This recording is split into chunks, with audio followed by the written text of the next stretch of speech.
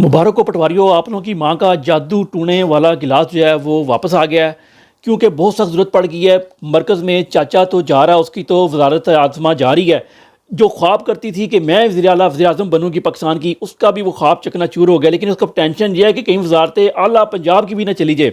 तो बहुत ज़रूरी था ये जादू टूने वाला गिलास।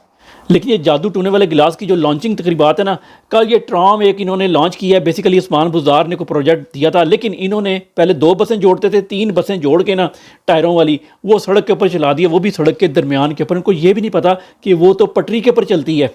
यही नहीं, पटवारियों की लड़की अपना बड़ा ऑपरेशन छोड़कर पहुंच गई है। और मैं ऑपरेशन छोड़ के आई हूँ। मैंने कहा नहीं, मैं जिंदगी में एक बार उनको सामने से देखना चाहती हूँ। सामने से देखना बहुत ज़रूरी था, क्योंकि पीछे से देख देख के इनका दिल भर गया था। जहाँ पर मरियम नवाज का वज़ीर आला बनने का ख्वाब जो है वो चकनाचूर होने के करीब लग रहा है उसे, वहीं पर कश्मीर का जो वज़ीर आला है उसका ख्वाब भी चकनाचूर होने वाला है, क्योंकि मशाल मलिक ने भी अपनी बच्ची लॉन्च कर दी है।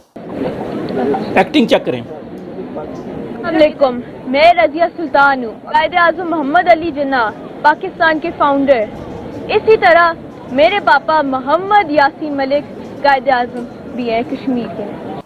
बाजी कायद आज़म के खिलाफ एक नया कायद आज़म लॉन्च कर दिया गया। अब छोटे छोटे कायद आज़म कोशिश करेंगे हर जगह पे लॉन्च हों, ताकि जो असल कायद आज़म है ना उनकी वैल्यू घटाई जा सके। जब आप किसी के बराबर ही ना आ सकते, तो फिर आप उसको नीचे कर देते हैं, अपने बराबर लाने की कोशिश करते हैं ताकि अपना कद बराबर लगे।